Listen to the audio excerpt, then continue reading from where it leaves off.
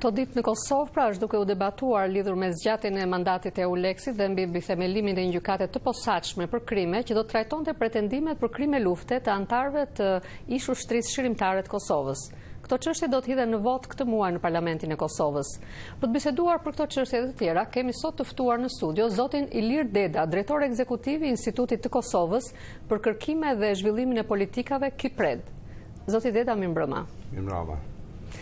Zoti Deda, çfarë mendoni për debatin e lindur kohët e fundit lidhur me zgjatjen e mandatit të EULEX-it dhe me krijimin e gjykatës së posaçme në Kosovë? Po nëse e shohim në një kontekst pak më të gjatë, 15 vjeçar, ku Bashkia Ndërkombëtare i ka dhënë më shumë se 2 miliardë euro në sferën e sundimit ligjit në Kosovë, atëherë mund të pranojmë se dështimi më i madh i intervenimit ndërkombëtar edhe i leadershipit kosovar është në këtë, në pasjet e një gjyqësori efektiv dhe një prokurorie efektive. Pika e dytë ka të bëjë me EULEX-in, i cili në këto 6 vite ka pas një buxhet për 1 miliard eurosh dhe e ka pas një nga shtyllat e operimit ka qenë edhe për krimet e luftës në Kosovë.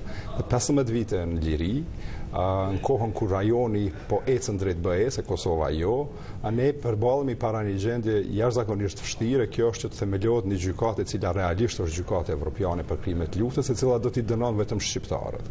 Unë kur nuk kam qenë i tharë i proceseve një etnike dhe mendoj që është shumë e dhimbshme që në këtë vit apo edhe në këtë kohë me kaq distancë nga lufta ne të miremi me gjykim të shqiptarëve. Por ka mendime që kjo gjykatë do të shërbejë për rritjen e dinjitetit të ish-anëtarëve të ushtrisë shërimtare të Kosovës, rastet e cilave kjo do të gjykojë apo jo? Nëse të gjithë dalin të pafajshëm, po ne ende nuk dim asgjë. Do të thonë nuk dim kur me të vërtet po përfundojnë këto hetime, kur do të bëhet akt akuza.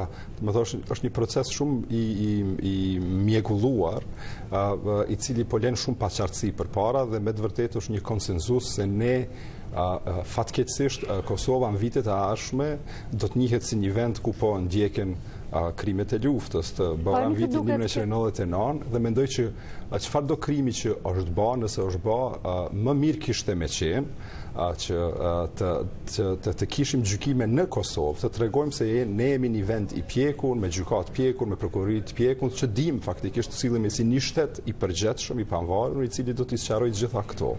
Nuk duket kjo si një bashkëpunim me institucionet ndërkombëtare? Nuk mund të shihet në këtë aspekt pra si një shenjë bashkëpunimit? Po mundet të shifet, atash ka shumë opinione. Disa thonë kjo është do të jetë proces kundër individëve. Natyrisht çdo proces është kundër individëve, por kur i mendojmë cilat do të jenë titujt nëpër mediat botërore, ajo do të jetë se shqiptarët e Kosovës po gjykohen për krimet të luftës në Kosovë. Realisht është e dhimbshme pse nuk është bërë kjo në tribunalin e Hagës. Pra ju e shikoni çështjen e imazhit. Apo është edhe imazhi edhe substanca, çka do të thotë 15 vite në liri, mos mundemi të miremi ne me disa krime në Kosovë.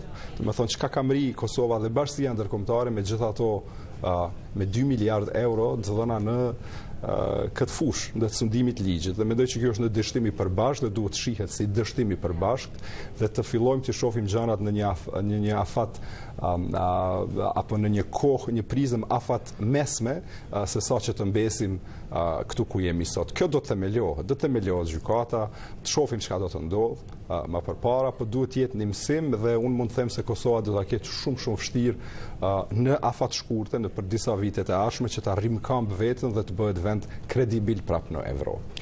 Këto ditë shënohet dhe një vit i marrëveshjes së nënshkruar për stabilizimin e marrëdhënieve midis Prishtinës dhe Beogradit. Si e shikoni ju këtë proces? Po nuk ka zbatim të marrëveshjes, edhe pse zbatimi, plani për zbatim ishte duhet që të përfundonte me 9 dhjetor të vitit 2013, 70% e këtij plani është e pazbatueshme, diçka që ne kritikët e marrëveshjes, jo të dialogut, por të marrëveshjes, e kemi thënë gjatë gjithë kohës dhe si një produkt i kësaj marrëveshje, e cila nuk do të sjellë një stabilitet dhe bashkëpunim ndërmjet shqiptarëve dhe serbëve në Kosovë, apo një bashkëpunim apo një lloj marrëdhënie mes Kosovës dhe Serbisë.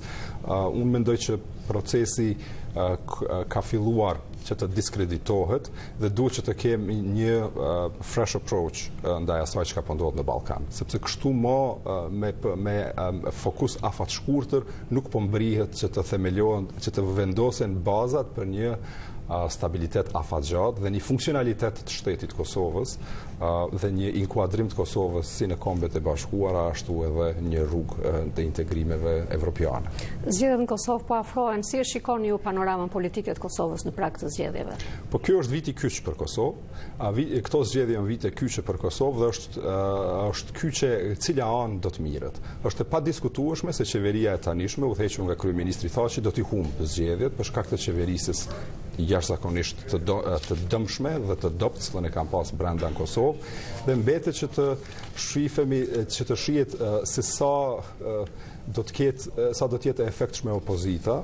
Unë mund të them se populli i Kosovës në këto vite i ka parë modelet e qeverisjes në Kosovë dhe